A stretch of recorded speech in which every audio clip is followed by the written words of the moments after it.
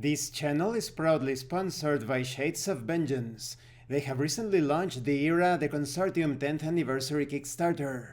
Era the Consortium is one of the greatest sci-fi RPGs in terms of depth and support that it has received throughout the years. You will find the link to the Kickstarter in the description and in the pinned comment. It is powered by the Era D10 system, a dice pool system.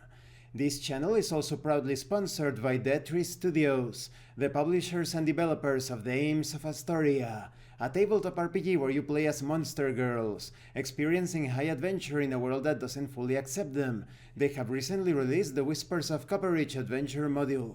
You will find the links in the description and in the pinned comment. Hi! Welcome to this part of my review featuring Legend Quest Omnibus Edition. If you haven't seen the other parts of my review, featuring this classic fantasy tabletop RPG, please check out the playlist in the description below.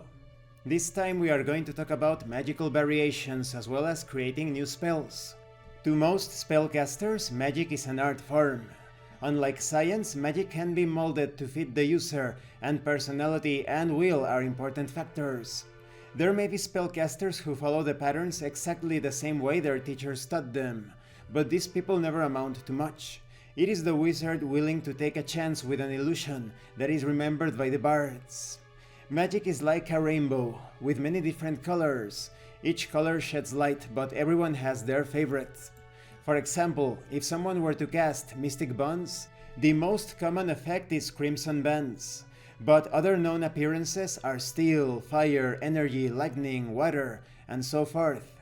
In the case of Magic Bolt, the most common is an Invisible Punch.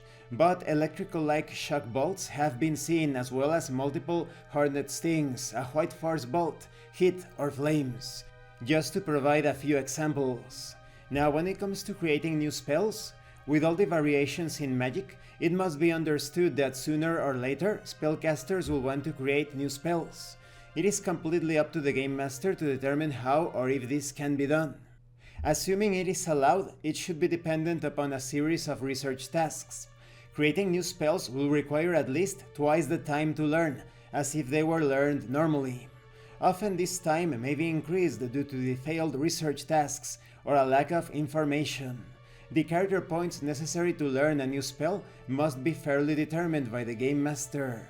Typically they will be slightly higher than if the spell were a standard spell, because the spell is customized for that specific character.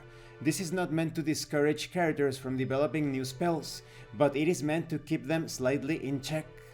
And this concludes this part of the review. In the next part we are going to talk about the types of spellcasters. The rules to create spells are very simple. I would recommend that you use existing spells to further polish the intricacies of the spell work. Now, when it comes to the variations, they are purely aesthetic, but they also express the character, personality, and perhaps even knowledge of the individual casting the spell. Thank you for watching this part of the review. Don't forget to leave a like, a comment, and subscribe. And thank you so much to those of you that are going the extra mile to support the channel. If anyone else wishes to further support the channel, consider joining as a member and enjoying exclusive tabletop RPG tips. You can also use the super thanks button and check out the pinned comment below. This has been Abraham L. Jaguar, a professional game master. I am currently unavailable for professional sessions, but I will put my contact information in the description and in the pinned comment for when I am available again. And remember, it is better to roleplay and fail in character than not to roleplay and fail as a player. Once again, thank you and see you later.